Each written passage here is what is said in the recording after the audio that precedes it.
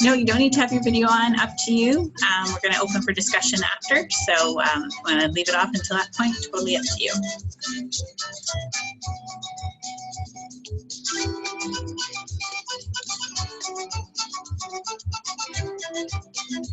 Just have a couple more people that we're watching for, so we'll give them just a minute or two to get in, and then we'll get started up.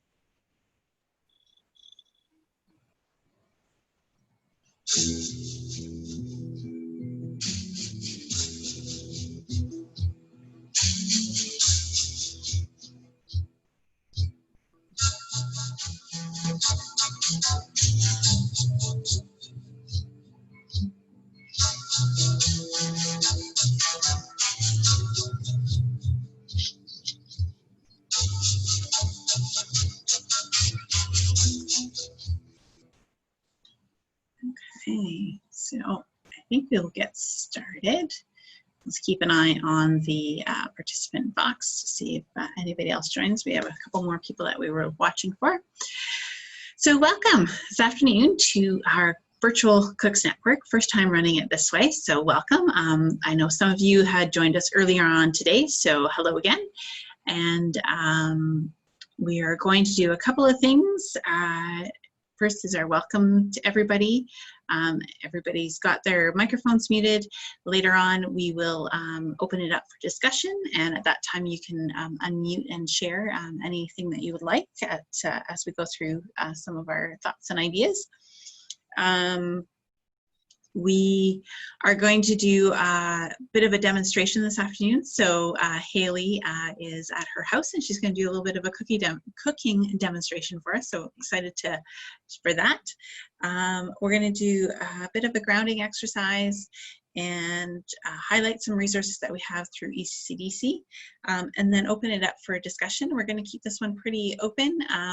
Those that were with us this morning know we just want to see how everybody's doing, find out what you've been doing, linked to possibly your role as a cook or food for children, and anything that we can help you with as far as ECDC.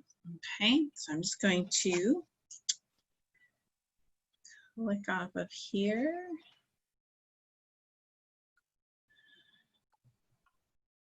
There we are.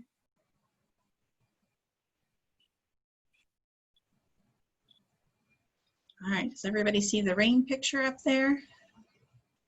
Excellent. So I know we did this one this morning, and some of you were there. We're just going to touch on it again. So right now, thinking about everything that's going on, I know here at ECCDC, we thought we would be just down for a couple of weeks, and we're now going on 7-ish weeks. And so certainly we've had some feelings of being overwhelmed. And so this word, rain, just walks us through some of these pieces. So the first one speaks to recognizing those thoughts, feelings, behaviors that are affecting us at any given moment. And sometimes we're aware of them and sometimes we're unaware of them. So recognizing those, why am I feeling this way? Why am I reacting this way? Sometimes we may not react that way. However, our bucket is overflowing, and so we need to be conscious of that why and give it some time to figure it out. And allowing them simply to be there. So those feelings, those thoughts, those emotions, those sensations, just to be, to sit, acknowledge them, know that they're there. And then investigating with kindness. And right now, kindness is so important with what we're doing, what we're dealing with, and how we're handling. And thinking about that pause, what is happening? How can I handle this? What can I consider? And just kind of trying to process all of those pieces. And the last piece talks about natural awareness. Somebody else here. Simply resting in that natural awareness of what you're experiencing. And that's the idea that I'm now aware of it. When I'm reacting to things, being aware of it is going to help me to move forward, to understand, and to react differently. Sometimes, as I said before, we don't realize that these thoughts, feelings are impacting us. And they creep in there. So just thinking about that. So we'll send this out with the pieces from our network this afternoon. So you'll have that with just to think about, and feel free to share that with others if you think that would help them. All right. So also wanted to share with you the resources from ECCDC. So you should see ECCDC's website up on your screen there. And if you're in our database, which I'm sure you are because you received this email for today, you'll have been receiving our Couch Exchange. Our 7th edition is getting ready to be emailed out to everybody. So we're excited to have that opportunity to share that resource with everybody. And we've been gathering webinars, resources, links, all sorts of things that we've pulled together to help support the early learning community in this time.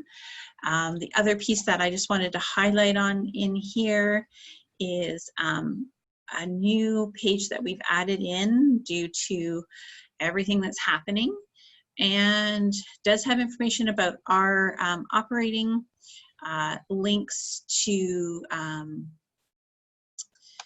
the Health Canada, Government of Canada, Ontario Government, Niagara Region. So if you're looking for something in particular, you can find it there.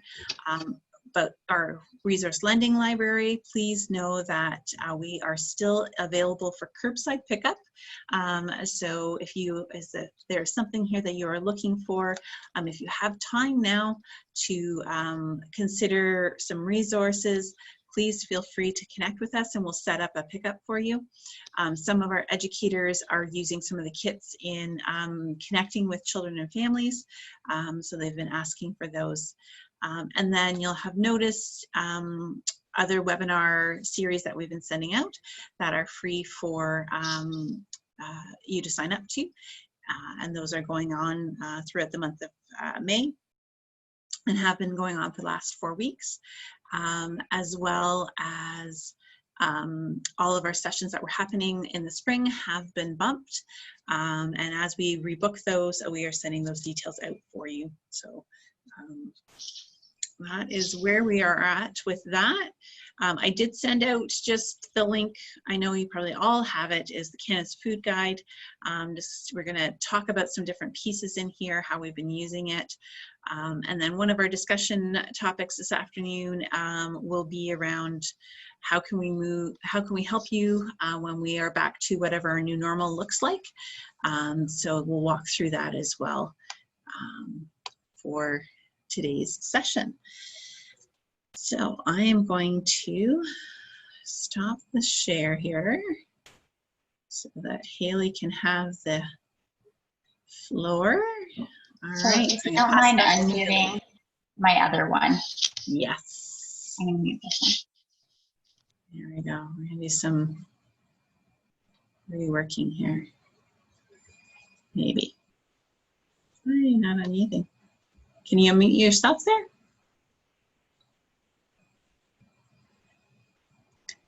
All right, let's see what's going on. All right, there we go. Perfect. I'm just going to give my hands a quick wash. All right, so Haley's going to walk us through a little bit of a food demonstration. We thought, since we do have access to a kitchen, which sometimes we don't in our Cooks Network meetings, that we would take the time to share a quick and simple recipe. And I'll let Haley kind of give a little bit of background on why she chose this one and what's all involved in it. All right, so just let me switch my camera around. So today I'm going to make a recipe that I've probably made about 50 times. We make it all the time in our house. It's full of all kinds of good nutrition and stuff. Sorry, just one moment.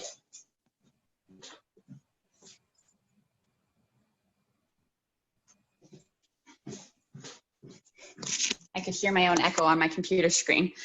So this recipe comes from the Colorful Kitchen, but I've also gotten it from other recipes. So it's called the Chickpea Tuna Sandwich, and we can share this recipe with you afterwards.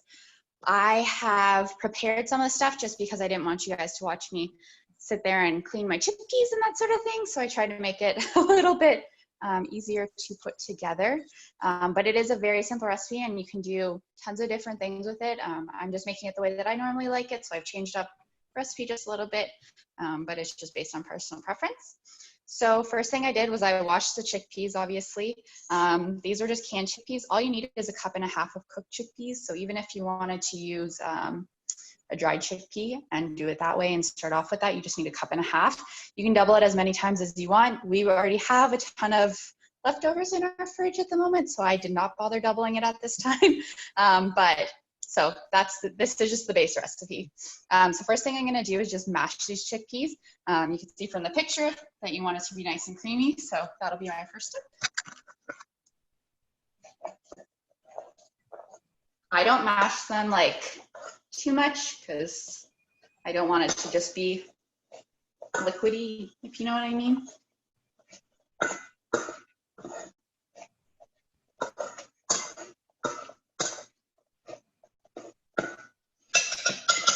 So this recipe is full of all kinds of yummy ingredients.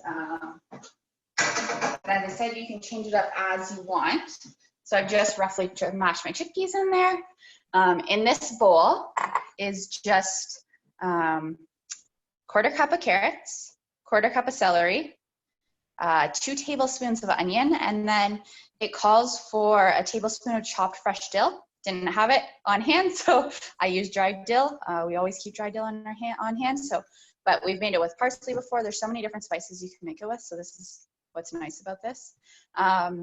This is also a great recipe to work with kids, just because there's so many different ways to make it and so many different things to add in, and so many ways that they can be involved as well. So I'm just going to dump those in.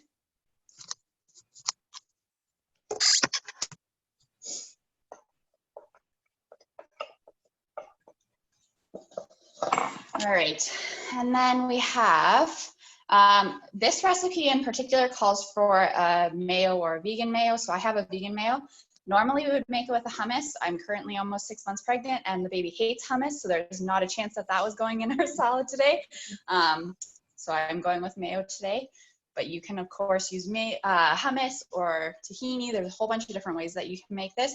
You basically just want something nice and creamy in there to kind of bind it all together. And I forgot my spoon over here.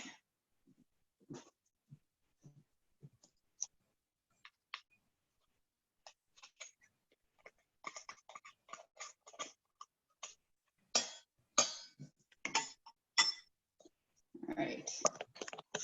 So I have my vegan mayo in there. And the last thing to add in is the liquids. So there is in here, it's an interesting one. So it's juice of half a lemon, a teaspoon of apple cider vinegar, and a teaspoon of pickle brine. So I've tried it with a billion different kinds of pickle brines. This one is just a garlic low sodium one. You just kind of want that little bit of bite to it. So it's just a teaspoon of it, and you can literally use any kind you want. And then you stir it all together. One of my favorite additions to this is either a Dijon mustard or a mustard. I literally just free throw it in. So I'm gonna put a bit of that in, and then salt and black pepper to taste.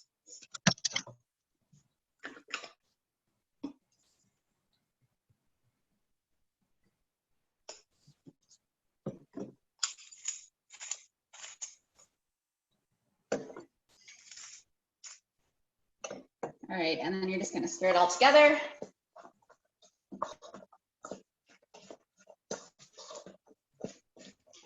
Sometimes, depending on how lazy I am or how quickly I wanna do this, I will either buy the pre-shredded carrot that I get at Zehrs, just because you can easily grab a quarter cup and not have to worry about chopping and peeling a carrot. Again, that's some great stuff to do with the kids though, so if you're working with them, or obviously non-pre-shredded carrots are cheaper, so that's definitely good cost savings if you buy non-shredded ones, but it just kind of depends on, again, how lazy I am. Another way that I've done this is I've thrown it all into a food processor. So I'll literally take like a whole chunk of carrot and a whole chunk of celery, put it in the food processor, chop it up a little bit, and then throw the carrots in and do it again. And then you just mix in all the sauces and it really comes together quickly. So this recipe from the cookbook, it's for chickpea tuna salad sandwich. Normally we have it as a wrap. You can do a wrap and do pinwheels. It's a great way to serve it with the kids. But you can also put it on a sandwich. You can top it with some lettuce and that sort of thing. I also use it as a dip, basically. So you can use it with crackers or Tostitos or anything like that. And it comes out really nicely as a nice, yummy dip with tons of veggies and tons of good ingredients in it. Like I said, though, there's tons of different ways that you can change it up. This is kind of our favorite, so yeah. Wonderful. Thank you. All right. Over here.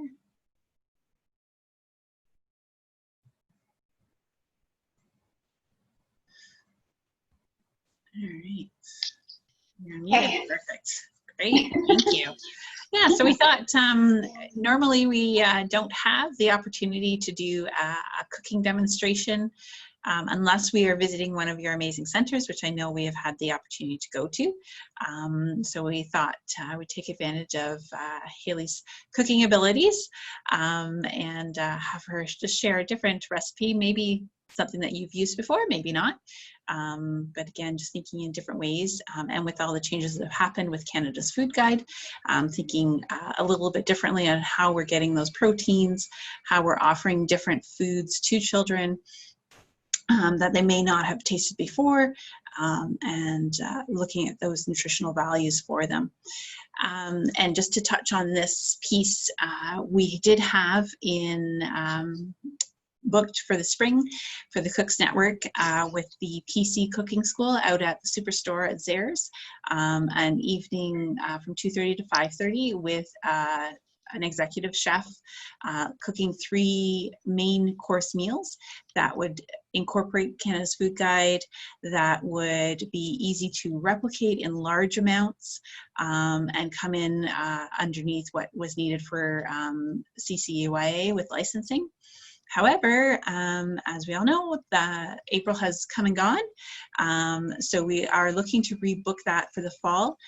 For that session, there are only 20 spaces, so keep an eye out for that date. We have not heard back yet from PC Cooking School because they are closed until they get the go-ahead that they can reopen.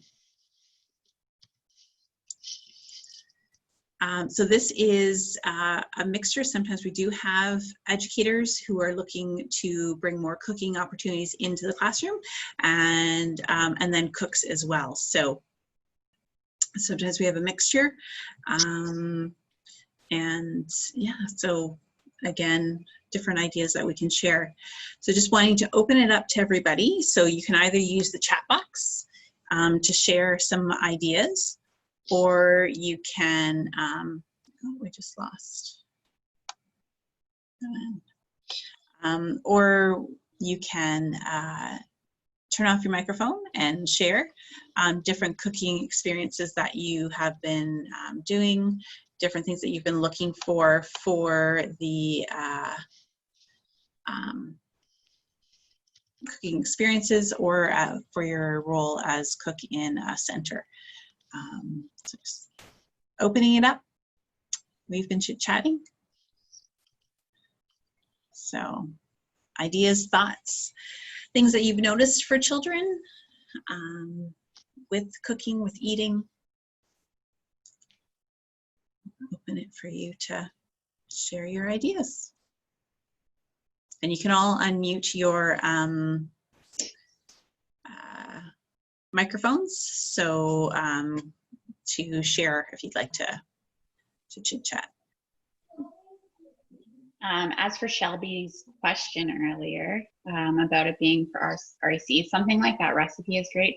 I know that we've had one of our previous networks from the Nature Alliance who were talking about gardening and bringing those foods back into the classroom. So that one's, the one that I just showed was a great one for that. You can bring those vegetables and work on it with the kids, but it's also a great recipe for cooks in the childcare setting.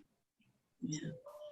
Yeah, it's a nice one that, because there isn't actually any cooking per se of any use of stove or anything like that, you can do it right in the classroom. And it's also very cost effective when you think about the ingredients that are in there for mass producing it for children to eat. So we kind of thought that was an interesting concept. So, yeah. Well, Maria, are you looking to share? I'm here, guys. Hi. Hi, guys. Now I'm just reading all these comments on the chat. Yep. And I just think that Shelby, I believe, said that it takes a while for kids to try new things or get used to it. It's so true, because I cook at the school. And I'm an RCE, but it's just, it takes a while. Even when we try new things and put out new foods, it takes a while before they get used to it. So, I mean, it's all just a matter of time, and then they'll get used to it. But if they see you actually eating it with them, we find that that's, oh, wow, the teacher's eating it, so it can't be that bad kind of thing. Yeah, definitely. Yeah, there's a lot to be said for modeling with young children. So sitting down at the table with them, modeling how to self-serve, turn taking, and then the tasting of everything. Exactly. Yeah. And thinking eating food is a sensory experience. Hot dogs and chicken nuggets. Chicken nuggets, yeah. Yeah, definitely. You know, so again, it's a sensory experience. You have to think some children are those little ones who don't like the texture. So I know my youngest was a texture kid. And so if it was too lumpy, he wasn't quite sure, so we had to start with making things very very thin, very creamy consistency, and slowly adding more chunks into it. Exactly.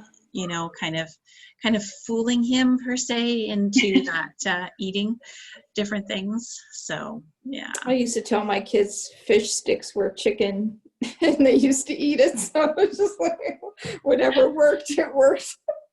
Yeah. Yeah. And sometimes, you know, and I know a lot of different cooks that we've talked to just about hiding things in. So wherever you can add those extra vegetables, whether it be spaghetti sauce and just puree it more. Yeah, it can help. I'm just reading here. Yeah, fruit, crackers. Yeah, definitely. Yeah, cod nuggets. Let me say it's chicken nuggets. Yeah. So unless it's just, yeah. So interesting. And again, sometimes it too with children, it's that familiarity with it. If they're not familiar with it, there's that hesitation. So seeing you try it, seeing their friends try it, kind of molds them to do that. And I believe it takes your taste buds at least 20 times of trying something before they become accustomed to a new taste. Exactly. So if you think about little ones, and they may only be with you 2 or 3 times a week, and you only have that meal on your, 4-week or 6-week rotation once or twice, again, that's how many times are they going to have it before that taste starts to sink in? Getting them involved in it is another great way of getting them more used to it as well. We are offering a series of from Garden Jane, and so we watched a video on it of all the children. They had their own garden in their center, and I know it's not possible for everyone, but this is one way that children were getting more interactive with the vegetables, and same with the fruits, and they seem to be trying things that they never would have. So just getting them involved more in it is also another great way to get them opening up a little bit. Yeah. Banana cake, zucchini bread. Oh, delicious pancakes, muffins, smoothies. Yeah, definitely. So smoothies are a great one.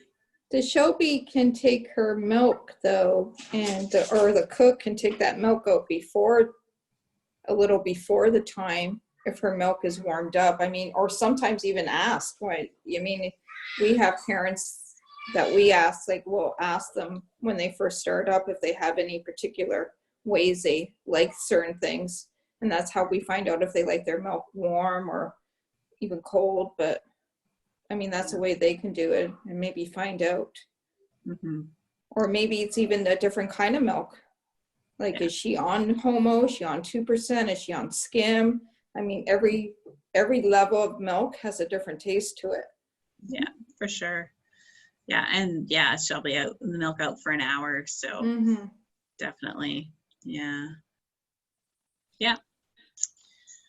so timing is everything. I know you guys have tight windows to get things in and out and back.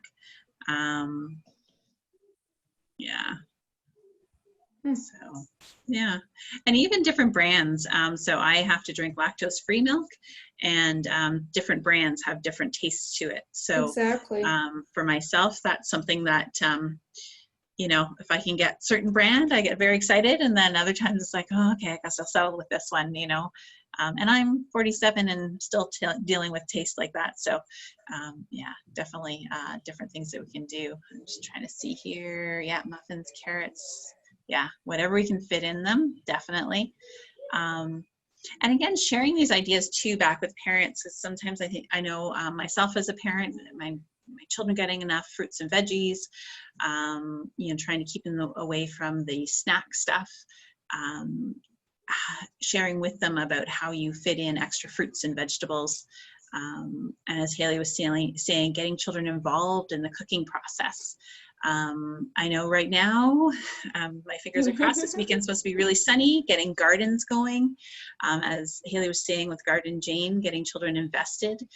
Although I do know I've been at some centers who have had, cherry tomatoes or berry bushes, different things like that, and they don't see any of that come into the center because the children use that as snack time when they're outside playing. Oh, that's our center. Yeah. Yeah, So, our center, yeah. As soon as we plant them and they start growing, they're out there picking those cherry tomatoes. And I'm like, okay, well, you know what? I know I have like 20 plants here and they're mostly empty. I don't get this, guys. yeah. But they're out there, yeah, they're picking them, they're eating them. Yeah. And they love to garden. We actually have both sides, our big side and our toddler side who do garden. So it's a good thing. Yeah, definitely. And again, it's that idea of seed to table. So they're seeing where that is growing. They've had a hand in growing it. They're bringing it in. They're preparing it. Some centers are able, if they have extra, for the children to choose something to take home and prepare as a family. So again, you're carrying forward those ideas with the families of preparing, and you might look up different recipes. This is how you might use it. Some children,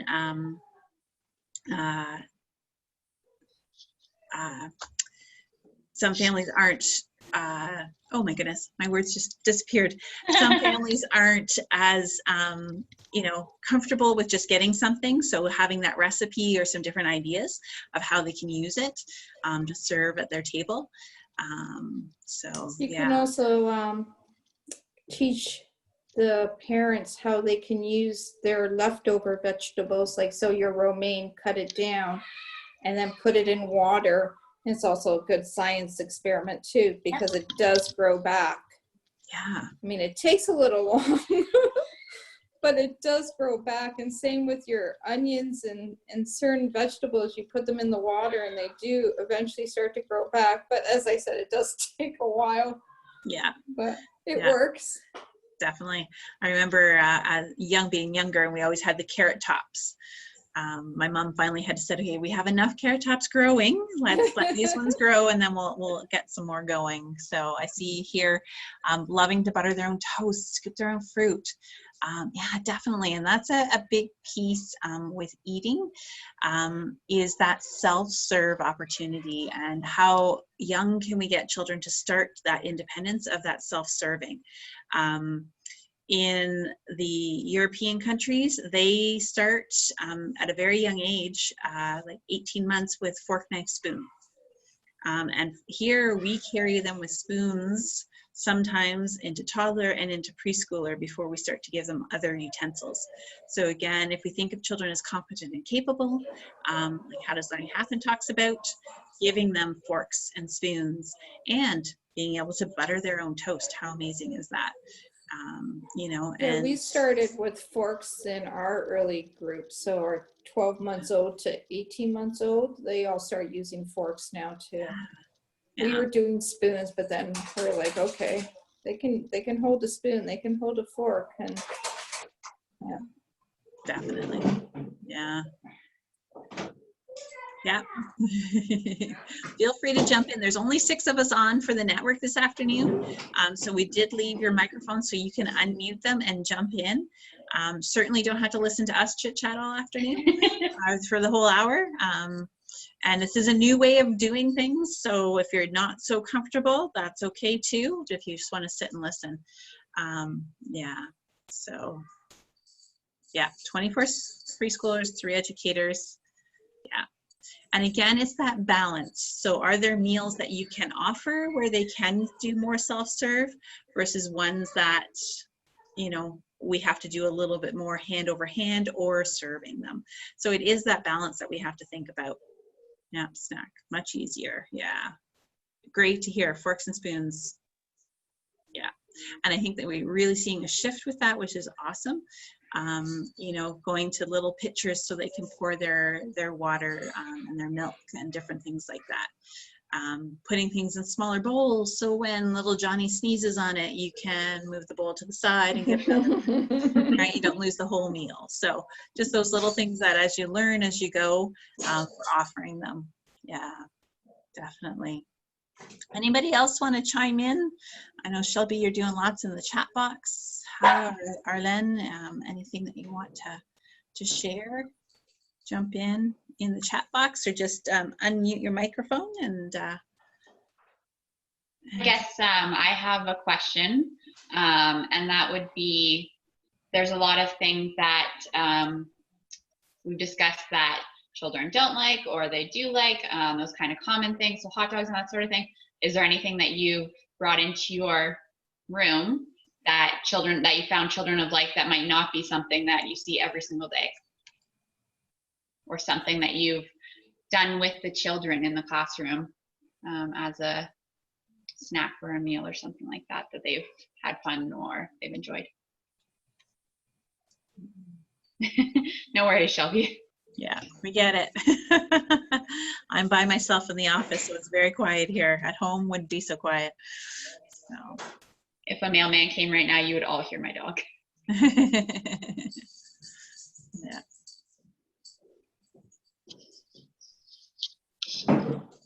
And thinking too, we have been we get it about dogs, we get it. Thinking too, we have been sending out the couch bulletin with different pieces. Is there something that through ECCDC we can support you with the idea of cooking and such? We have had the opportunity to go to different centers and check out the way they've set up their kitchens and how they set up for different meals. I know we had the opportunity to go to Le Boîte à Soleil, which serves hundreds of meals a day, and how they choose and decide and curate the different recipes for the food that they serve. Is there something that would be helpful as part of your role, even working with the children as far as nutrition? We do have one other piece that we're working on. Again, everything's kind of been put on hold, as we all know, and it is with Niagara Region Public Health. They have a division that works with Canada's Food Guide, and they do menu planning and just talk about how to work the different components of Canada's Food Guide into nutrition for children. So we're working on an evening seminar on that. However, when we get back to whatever that new normal looks like, we're going to look at what we can do with them and have them offer that as well. So those are kind of the hands-on cooking experience, and then the training with Canada's Food Guide and different recipe options are two things that we're looking at. But is there anything else that would support you in your role or working with children of cook, whatever it may be? Again, I think I'm good at the center we're at. Erica does all the menu things and she's right on top. We've actually created a 6-week rotation menu. Awesome. So she's on top of all of that. So that's how we go about that. But yeah, I'm sure there's going to be a different setup now too, probably with everything happening, that things will change. Yeah. And how they will change, it's just a matter of time, right, to see. So yeah, everything's still in the unknown phase. I know we had conversation this morning, just some possibilities of what people are thinking.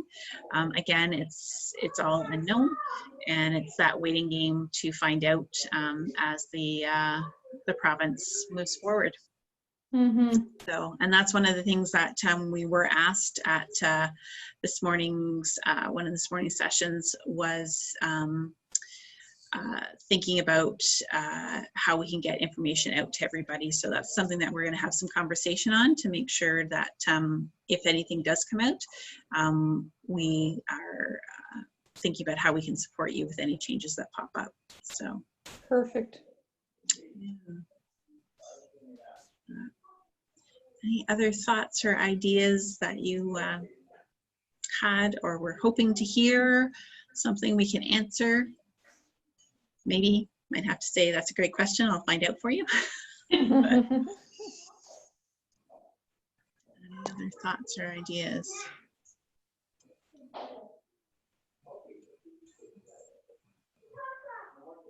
For some reason, Arlen keeps flipping in and out there. She's back. So, yeah, we just wanted to kind of try and get everybody together. All our traditional network meetings were canceled in the springs. So we thought about trying to get everybody together virtually to see thoughts and ideas. I know that May 6th is a big date for everybody, just waiting to see. All right, Hala, take care. Have a wonderful day. So we're just kind of coming back. Pardon me? Or is that when we're supposed to be hearing everything? That is May the current. 6th? That's the current date that was given for childcare and private schools. Yeah, there's some confusion between May 12th and May 6th. Yeah, exactly. Yeah. Yeah, so that's kind of what they're trying to figure out, and especially too because schools are closed now until May 31st. So Well, it's just kind of those figuring out between those. So we just wanted to put it out there, depending on where things go, opening up and offering another virtual meeting. And again, we don't know once things start trickling back in, what we'll be able to host.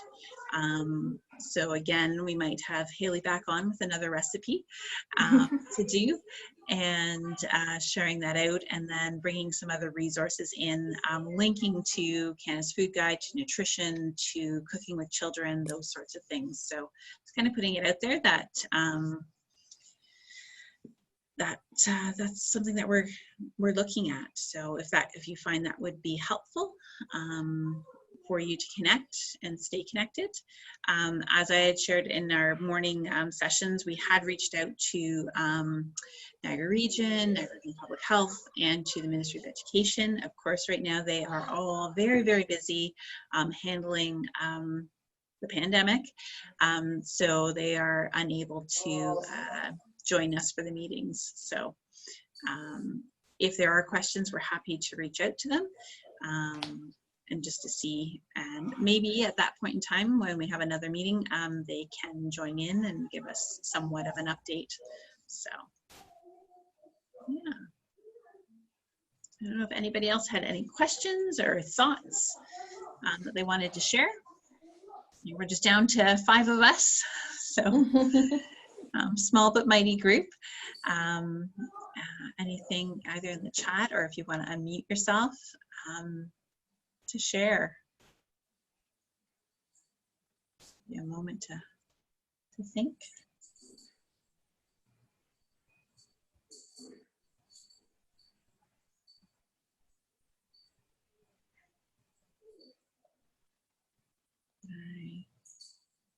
Not seeing anything pop up.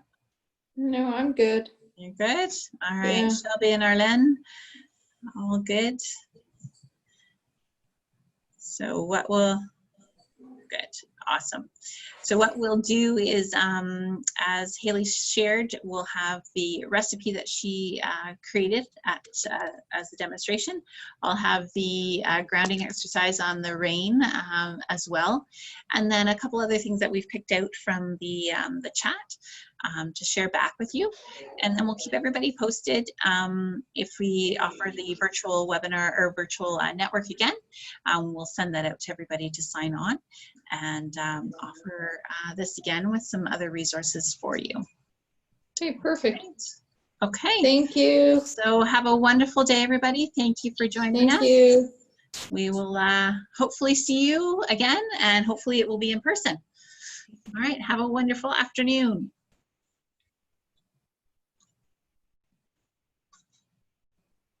Bye, Arlen. Bye, Shelby.